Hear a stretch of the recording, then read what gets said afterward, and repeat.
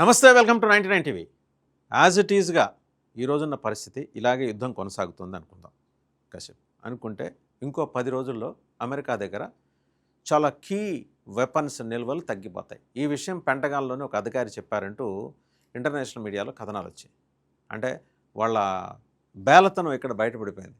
ఆయనేమో మా దగ్గర వేల కొద్ది వెపన్స్ ఉన్నాయి, మేము నిరంతరాయంగా ఎన్ని రోజులైనా ఎన్ని నెలలైనా ఎన్ని సంవత్సరాలైనా పోరాడతాం అన్నట్టు ఆయన ప్రకటనలు చేస్తాడు.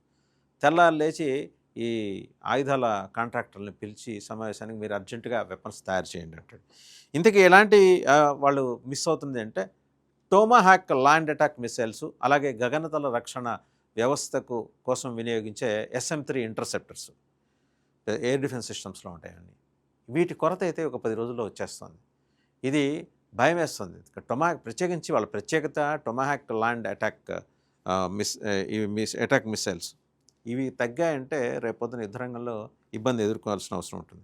మరోపక్క ఇరాన్ మీద ట్రంప్ సైనిక చర్యను పరిమితం చేసే తీర్మానానికి వ్యతిరేకంగా 53, అనుకూలంగా 47 ఓట్లు. అంటే చాలా నేరో మార్జిన్ తోటి చావు తప్పి కన్నులట్టపై ఆ వ్యతిరేకత నుంచి ట్రంప్ బయటపడ్డారు. సో యుద్ధం కొన్ని వారాల కంటే ఎక్కువ కాలం కొనసాగితే భవిష్యత్తులో యుద్ధానికి సంబంధించిన అధికారాల తీర్మానం మీద చర్చ జరగాలి, అది ఓటింగ్కి రావాలని పట్టుబట్టారు. సో ఇలా ఇప్పుడు డెమోక్రాట్లతో పాటు రిపబ్లిక్ కూడా దీనికి స్వరం కలిపారు. ఎంత దండగ మారి ఖర్చు పెడుతున్నాడు ఈ పక్క దేశంలో ప్రజాస్వామ్య పునరుద్ధరణ కోసం, అదే వేరే దేశంలో, పక్క దేశం కాదు. రాబోయే 24 అవర్స్లో ఇరాన్ మీద దాడుల కోసం అమెరికా పెద్ద సంఖ్యలో మిసైల్స్ని అలాగే ఇంటర్సెప్టర్స్ని వినియోగించే అవకాశం ఉంది. దీంతో అమెరికా సైన్యం దగ్గర ఉండే ఆయుధాల నిల్వలు తగ్గిపోతాయి. ఇందాకే చెప్పు టొమాహాక్ land attack missiles, SM-3 interceptors, యుద్ధ నౌకల నుంచి ప్రయోగించే ఇంటర్సెప్టర్ల కొరతను కూడా అమెరికా ఎదుర్కొంటుంది. సో అటు చూస్తే ఏమో USS Abraham Lincoln and USS Gerald R Ford, రెండు పెద్ద వార్షిప్స్. జెరాల్డ్ ఆర్ ఫోర్డ్ అయితే ఫ్లోటింగ్ సిటీ అంటారు, ఒక 5,000 మంది సైలర్స్ సైన్యం అందులోనే ఉంటారు. వీళ్ళు ప్రయోగించాల్సిన ఇంటర్సెప్టర్స్ కూడా ఇబ్బంది. మరోపక్క ఇరాన్ ఏం చేస్తుంది, వాళ్ళు తయారు చేస్తున్న మిసైల్స్ సంఖ్య అమెరికా కన్నా ఎక్కువ. అటు పక్క చైనా నుంచి వస్తే వీళ్ళు తయారు చేసుకుంటున్నారు. ఇరాన్ ప్రతి నెల 100కు పైగా మిసైల్స్ని తయారు చేస్తుంది. మరి అమెరికా ఏం చేస్తుంది? అమెరికా అందుకనే ఆయన పిలిచాడు, ఆయుధ ఉత్పత్తిని వేగం చేయాలని చెప్పేసి ఆయన ట్రంప్ రక్షణ కాంట్రాక్ట్, డిఫెన్స్ కాంట్రాక్టర్స్ తోటి మీటింగ్ పెట్టాడు. లాక్హీడ్ మార్టిన్, రేథియాన్ పేరెంట్ లాంటి ప్రముఖ కంపెనీలు కూడా హాజరవుతాయి. ఈరోజు జరుగుతోంది.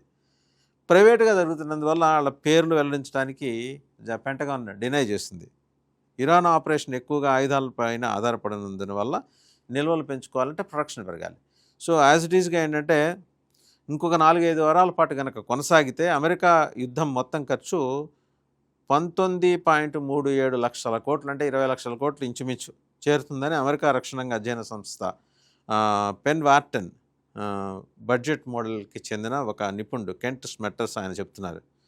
2023 అక్టోబర్ 7 నుంచి ఇప్పటి వరకు ఇజ్రాయెల్కు 2 లక్షల కోట్ల రూపాయల సైనిక సహాయాన్ని అమెరికా అందించింది. ఈ వ్యవధిలో ఇరాన్, యెమెన్ దాడుల నుంచి ఇజ్రాయెల్ని కాపాడటానికి అమెరికా సొంతంగా ఇది కాక 1 లక్ష కోట్ల రూపాయలని సైనిక వ్యయం పెంచింది. అంటే 2.5 ఏళ్ళలో ఇజ్రాయెల్ రక్షణ కోసం అమెరికా దాదాపు 3 లక్షల కోట్ల రూపాయల దాకా ఖర్చు పెట్టింది మన కరెన్సీలో చూస్తే. సో వాళ్ళు ఖర్చు పెట్టుకోవడమే కాకుండా ఇజ్రాయెల్ కోసం ఖర్చు పెట్టారు. అండ్ తిరామోసి ఈ మిసైల్స్ కొరత, ఇంటర్సెప్టర్స్ కొరత, సో అన్నీ కలిసి ముప్పిరిగానే. ఒక పక్కేమో కాంగ్రెస్లో ఆయన మీద వ్యతిరేకత, ఏదో సాగుతప్పి కన్నులు ఒట్టపోయి మొత్తానికి బయటపడ్డాడు. 53-47 తేడాతోటి బయటపడ్డాడు. ఆ తీర్మానం ప్రెసిడెంట్ అధికారాలను కట్టడి చేయాలనే తీర్మానానికి వ్యతిరేకంగా 53 పట్టడం వల్ల నేరో మార్జిన్ తోటి గట్టెక్కాడు ట్రంప్. బట్ అనుకూలంగా కట్టడి చేయాలనే దాని తీర్మానానికి అనుకూలంగా 47 ఓట్లు పడ్డాయి. అంటే ఇమాజిన్ ట్రంప్ మీద వ్యతిరేకత ఏ స్థాయిలో పెరుగుతుంది అమెరికాలో. సో ఓవరాల్గా ఏంటంటే ఇంకో 10 రోజుల పాటు యుద్ధం జరిగితే అమెరికా ఖాళీ.